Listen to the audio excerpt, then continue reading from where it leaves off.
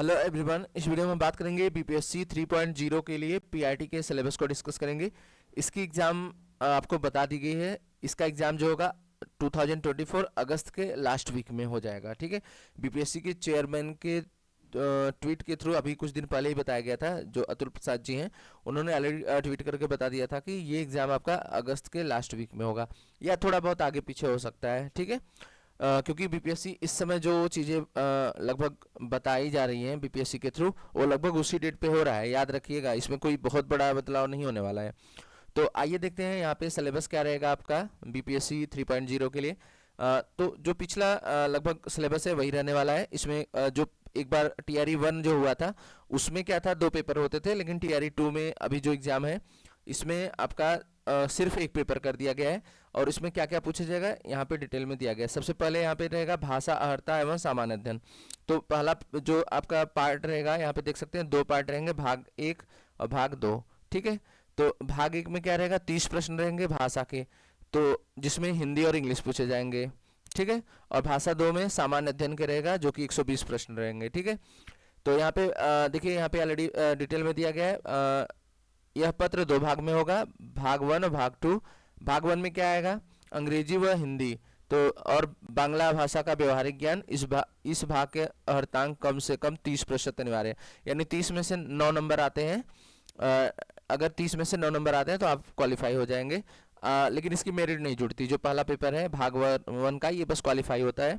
Second point जो है सामान्य अध्ययन, इसकी मेरिट आपकी ऐड होती है। इसमें जितने मार्क्स आते हैं उसी के अकॉर्डिंग आपके रिजल्ट बनता है। ठीक है, तो सामान्य अध्ययन के लिए क्या क्या आएगा यहाँ पे देख सकते हैं। प्राथमिक गणित, मानसिक क्षमता परीक्षण।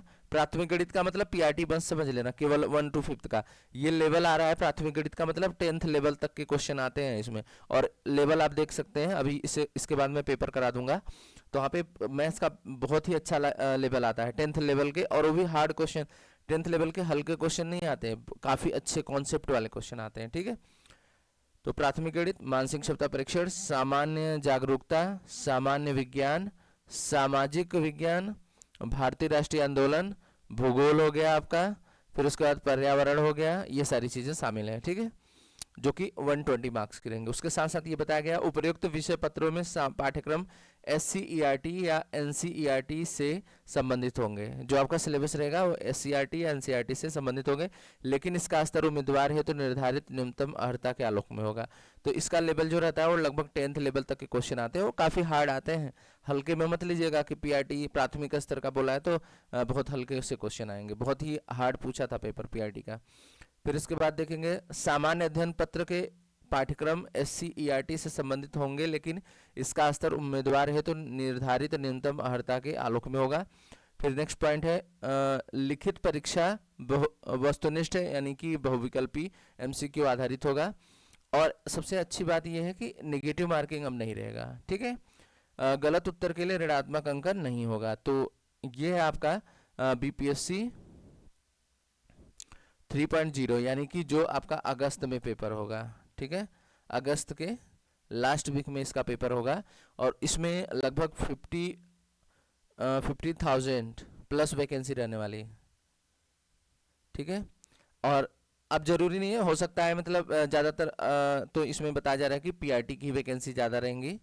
ठीक है, लगभग मान लीजिए 40 तो PRT की ही लगभग रह जाएंगे, 40,000 लगभग 40 के आसपास, 40,000 के आसपास PRT से प्लस भी हो सकती है क्योंकि उसी के ज़्यादा पद हैं, और उसके साथ TGT PGT के भी पद रहेंगे। ठीक है, 6 to 8 के चांस कम हैं क्योंकि ऑलरेडी उसका कंप्लीट हो चुका है। तो ये थी इन्फॉर्मेशन। वीडियो कैसा लगा, वीडियो पसंद आया तो लाइक करिएगा और चैनल को सब्सक्राइब करिए। और एक चीज़ और बता दूं, CTET क्वालिफाई होना चाहिए आपका पेपर 1, तभी आप अप्लाई कर सकते हैं, या BTET पेपर 1 होना चाहिए। ठीक है, ये याद रखिएगा, CTET पेपर 1 क्वालिफाई होना चाहिए PRT के लिए, और BTET पेपर 2 होना चाहिए, या पेपर 1 सॉरी, इसका भी पेपर 1 ही, BTET का भी पेपर 1, बिहार टेट जो होता है उसका पेपर 1 हो, या फिर आपका CTET पेपर 1 हो। इन दोनों में से कोई रहेगा तभी आप फॉर्म भर पाएंगे, याद रखिएगा। तो इसलिए CTET की भी तैयारी अच्छे से करिएगा जिससे CTET भी क्वालिफाई हो आपका। ठीक है, वीडियो कैसा लगा, वीडियो पसंद आया तो लाइक करिएगा और चैनल को सब्सक्राइब करिए। Thank you for watching.